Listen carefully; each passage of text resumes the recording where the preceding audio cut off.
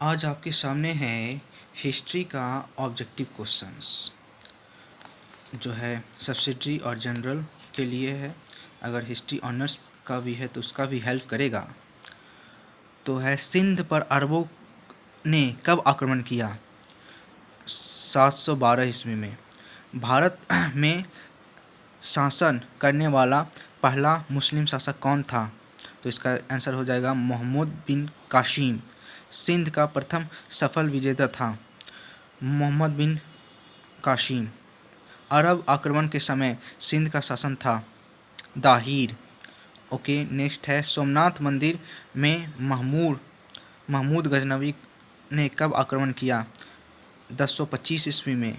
मोहम्मद गजनवी भारत पर आक्रमण का मुख्य उद्देश्य था, डी है इसका आंसर है, भारत पर अपना संपत्ति को लूटना था। अब है, महमूद गजनवी के समय भारत की राजनीतिक स्थिति कैसी थी? तो भारत में राजनीतिक एकता और अस्थिरता का अभाव, शासक संघर्षित थे। महमूद गजनवी के आक्रमण का सर्वाधिक महत्वपूर्ण परिणाम था, क्या था? हिंदुशाही राजा का विनाश। मोहम्मद गोरी के भारत पर आक्रमण का मुख्य उद्देश्य था साम्राज्य की स्थापना करना। नेक्स्ट, पृथ्वीराज चौहान और मोहम्मद गोरी के बीच तराइन का द्वितीय युद्ध हुआ था। 192 ईस्वी में। और है, मोहम्मद गोरी में भारतीय प्रदेशों का अपना प्रतिनिधि किसे नियुक्त किया था? कुतुबुद्दीन ऐबक। और है, तराइन के द्वितीय युद्ध में मोहम्मद गोरी ने किससे पराजित किया था? तो इसका आंसर होगा पृथ्वीराज चौहान को पराजित किया था। नेक्स्ट हम देखें कि मोहम्मद गजनवी ने अपना प्रथम आक्रमण भारत पर किस सन में किया था? तो उसका आंसर है 1002 में। और भारत का महमूद गजनवी का अंतिम आक्रमण कब हुआ था? तो अंतिम आक्रमण हुआ था, सी ऑप्शन है, 1027 ईस्वी में। मोहम्मद गजनवी ने भारत पर कुल कितने बार आक्रमण किया? डी आंसर है 17 बार। फिर है नेक्स्ट कि मोहम्मद गोरी का भारत आक्रमण किस राज्य के विरुद्ध था? मुल्तान राज्य के विरुद्ध था। अब है नेक्स्ट है, मोहम्मद गोरी के आक्रमणों के पीछे निम्नलिखित में से कौन सा उद्देश्य नहीं था? नेक्स्ट ऑप्शन है सही उत्तर, धन के तलाश की पूर्ति, धन की लालसा की पूर्ति, सॉरी। नेक्स्ट है, दिल्ली सल्तनत का कुल कितने वंशों का शासक किया? सी 5 वर्ष का। दिल्ली सल्तनत पर सबसे अधिक समय तक शासन किया, तो इसका सही जवाब होगा तुगलक वंश। नेक्स्ट, मोहम्मद गोरी के साम्राज्य के भारतीय क्षेत्रों का स्वामी कौन बना है? नेक्स्ट है कुतुबुद्दीन ऐबक मोहम्मद गोरी के भारतीय साम्राज्य का शासक नियुक्त हुआ, बी है 192 ईस्वी में।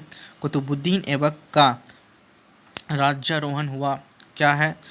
1206 ईस्वी में।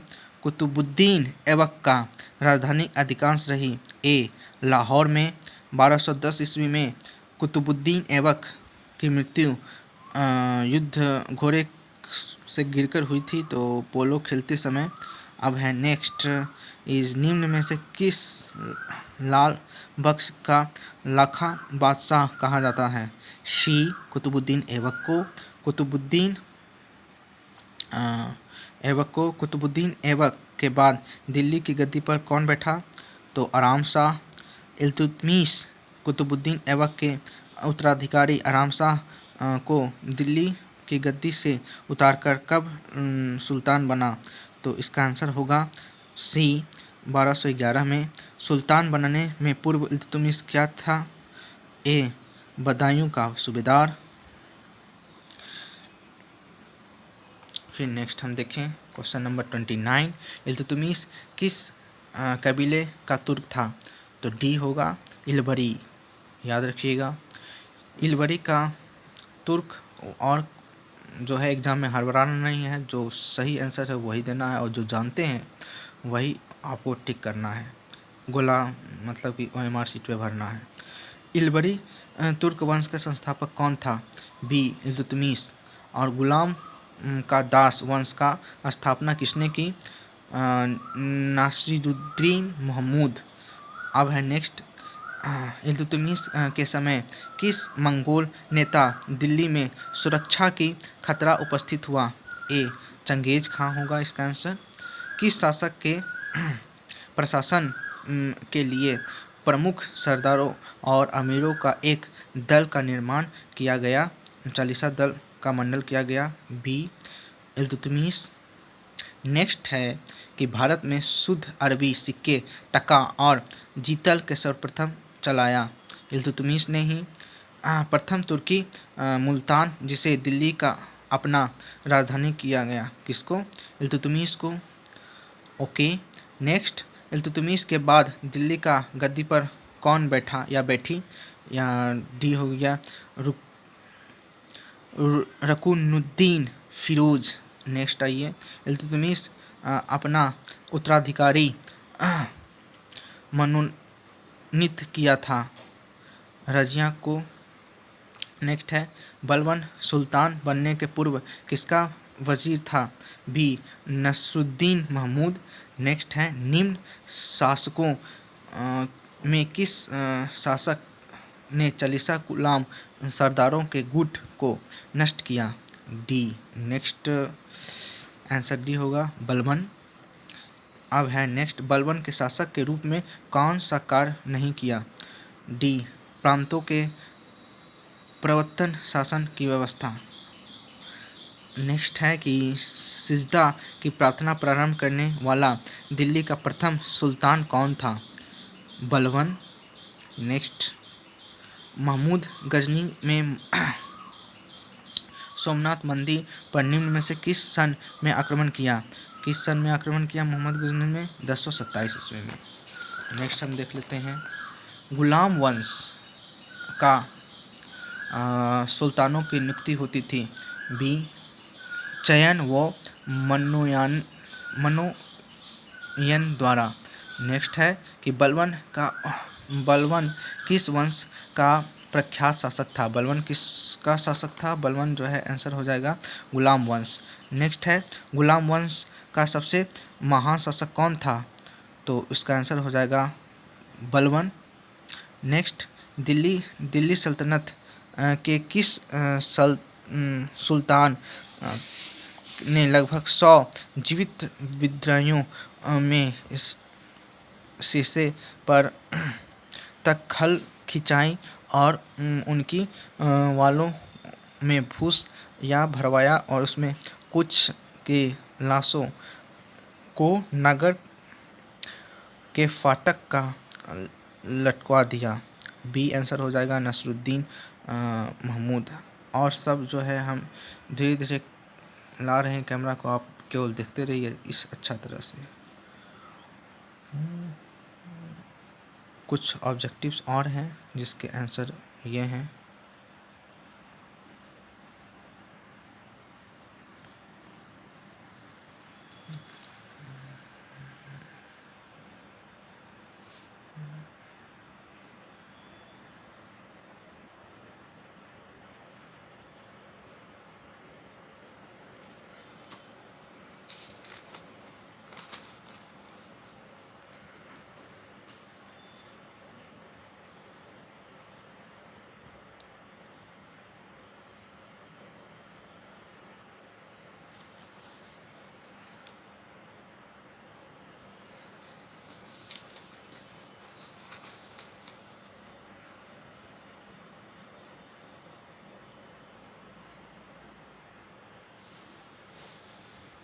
और ये सब का जो दिया गया है सबके बारे में, कुतुबुद्दीन ऐबक के बारे में, कि कुतुबुद्दीन ऐबक का जन्म तुर्कस्तान में एक उच्च कुल में हुआ था।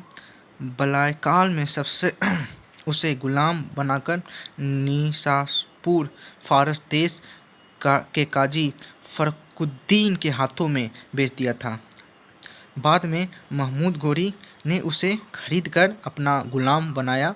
गोरी कुतुबुद्दीन के प्रतिभा से प्रभावित होकर उसे सेना का एक टुकड़ी का नायक बना दिया।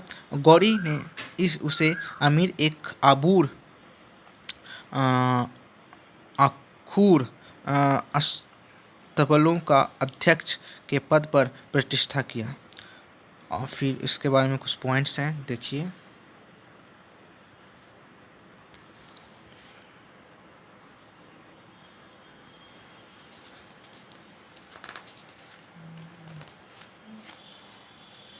इल्तुतमिश के बारे में है। इल्तुतमिश का पूरा नाम शमसुद्दीन इल्तुतमिश था। वह कुतुबुद्दीन का गुलाम था। इल्तुतमिश के प्रतिभा के प्रभावित होकर ऐबक ने उसे सर जंदार शाह का प्रमुख जमीये शिकार जानी उच्च पद पर नियुक्त किया।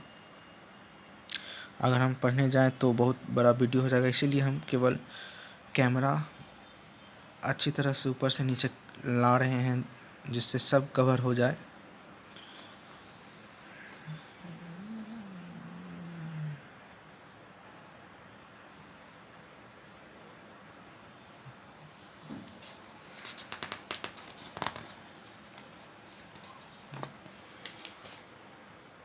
तो ये ऑब्जेक्टिव्स थे।